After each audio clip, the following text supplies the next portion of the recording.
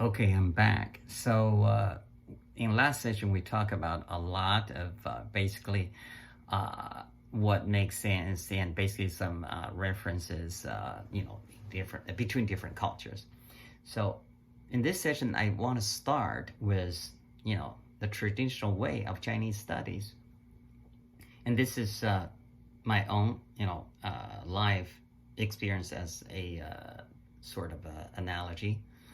I was 7 year old, okay, and this was in the mid, I guess, mid of the Great Cultural Revolution, the chaos, the greatest probably human tragedy in that country.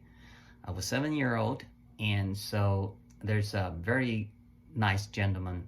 Uh, he wanted me to, along with other kids, to be able to learn something useful. And he was a Kung Fu man. Okay. What I'm wearing today, that's how I saw him all the time. He never appeared in any other clothing. So this is almost like in honor of his spirit. Anyway, this is how he, showed up day in, day out, every day. And he was teaching me and other kids the Chinese sword, the sword, you can call it martial art or whatever, but basically it was a 13 movements of the Chinese Tai Chi sword. So I was excited. I was 7 year old. Oh, I'm gonna be a Kung Fu man. Great. Okay. So we started. 13 moves, right? 6 months later, I was about to learn the third move. So I was complaining. I'm like, Master, are we ever gonna get to the point of the 13 moves?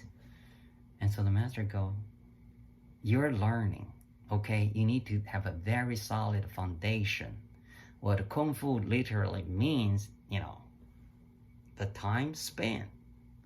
How much time you spend? I said, are you kidding me? 6 months. I mean, I wasn't wrong. For 7 year old, 6 months a lot, right? But for 70-year-old, that's not too much. But anyway, he didn't think I was ready, but I want to be ready. And I did not want to spend all that much time, to get with the program. And he was nice. He said, okay, let me show you the 13 move, the ultimate one.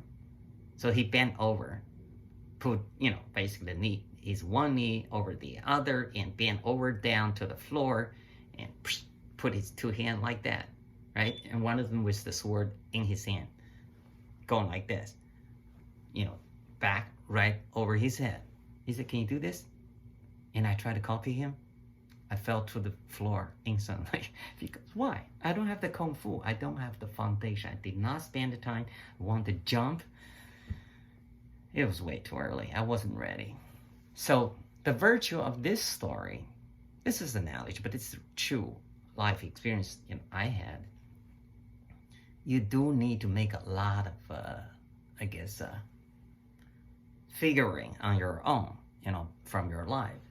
Those monks, at the beginning, I'm not talking about today, the old days. In the beginning, you go to join the temple. What do they tell you to do? The first 3 years? Basically sweep the floors every day for 3 years. And at the beginning, you do it. And then you get kind of tired. I come in here to learn Buddhism. What are you making me? You're making me a free, cheap, well, not even cheap, but free labor to keep your place clean, right? So of course I'm going to be upset. So I will try to talk, but back then, hey, you need to know your place. You talk, you only open your mouth when you're, basically talked to, by your superior, whoever has the seniority or age or whatever rank. Anywhere in the old Chinese system, there's always this rank system, If you're at the bottom floor, you have no place, basically to speak up. But let's say you did, okay? To the guys join this bunch with you on the same day, and then this guy somehow get a connection to the little higher in the hierarchy and say, the message came back. What do you think you're doing all this sweeping floor for? Yeah, I'm keeping the yard clean, right? Am I? Right. Anything else? What else? Well, when you day in, day out, season by season, sweeping the floor, what do you see? Oh, the leaves. Oh, God, so many leaves. Okay. Do they change in color?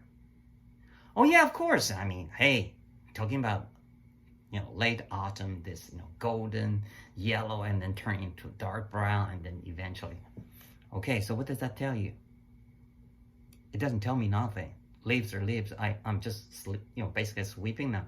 Well, when you see the color change of those leaves that you're, basically sweeping them off, collect them and put them into bags, does that remind you about the seasonal change?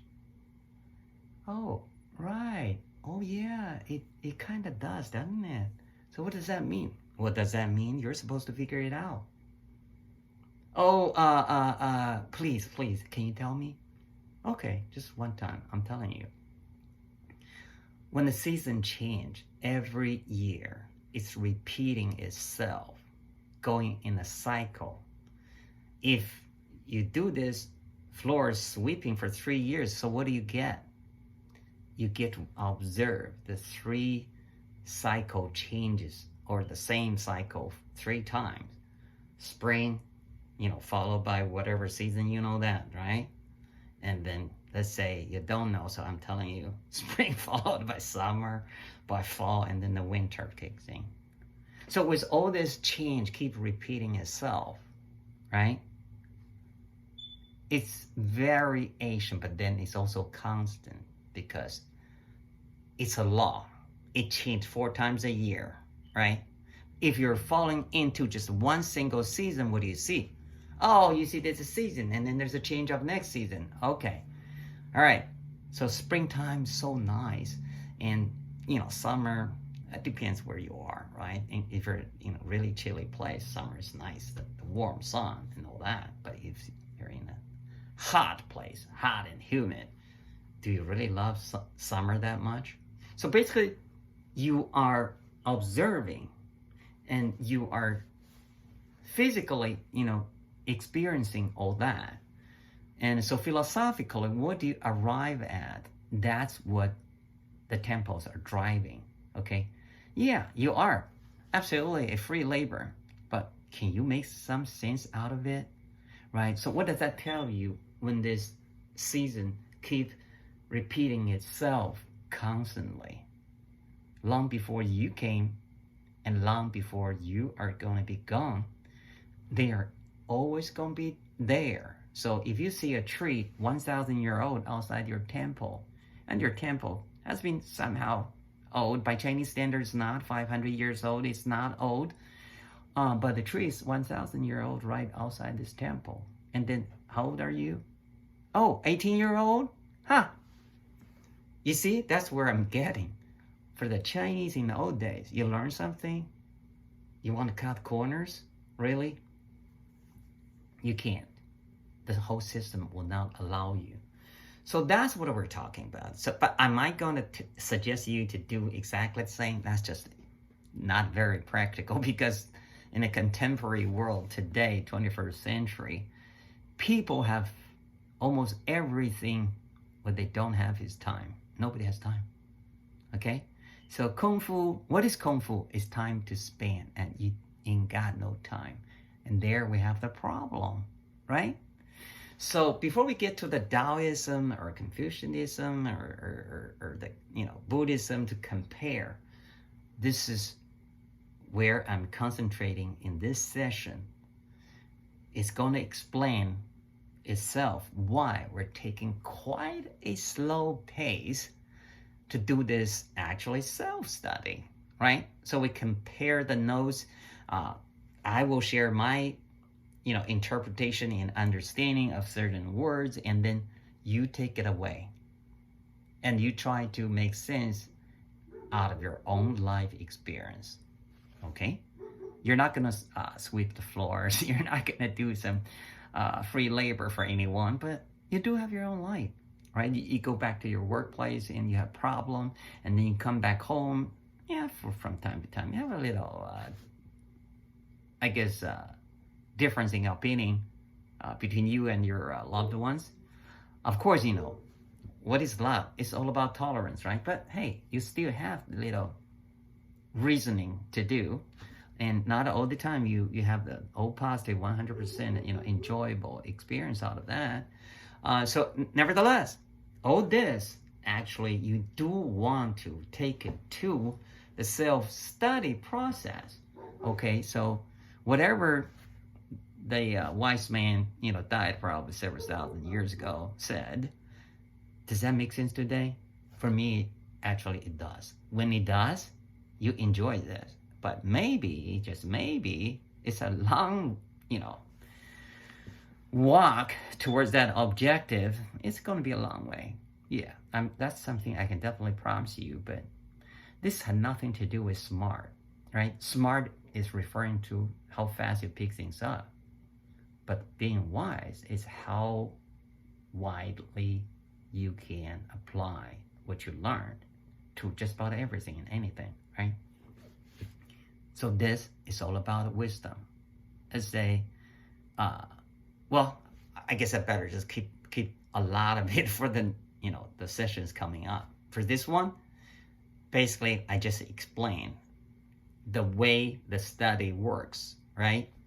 So today, of course, all the study seems to be very purpose-driven, to be very practical. You want to get a degree. Why? Because, hey, you want to get a job. If you already have that job, you want to get the next degree, basically either get a promotion or get something, perceivably better. It's all for some, good reasons. But the study of this kind, like practice in this club, is nothing that practical. It's very general, okay? So basically, the study of this kind in the Chinese term, the old Chinese, not today, what you find in China. The old Chinese call it self-improvement study. For the old Chinese or Chinaman today, that self-improving study is a lifelong journey. You do it every day until you're out of this world. To be a better man, woman, or whatever category you want to put yourself in. But that's the whole purpose of it, right? So this is a journey of self-study, self-discovery, going inward to the infinity. Does that sound very abstract? Oh, you bet you. But can you do it? Well, the biggest master of Zen, the guy was Chinese illiterate. He was picked to become the next, greatest master. Why? Not because he didn't know nothing, but because he got it. He didn't read anything. Just through all this work. This guy, what did he do for a living before he went to the temple? He was selling basically those, firework, whatever, He went to the forest and chopped them and go around and sell them. That was his life. But hey, with that life experience, it helped him to figure out a lot of things. So, but that's Zen teaching. That's not Taoism teaching. That's not what we're talking about. What is borrowed here is you don't have to be all that sophisticated, because that guy, he was illiterate. He couldn't read a Chinese single, character. But hey, supposedly, he was teaching a whole lot of people behind him, So anyway, that's that. And I hope this somehow in time will begin to make sense for you. Okay? So I until next session, ciao.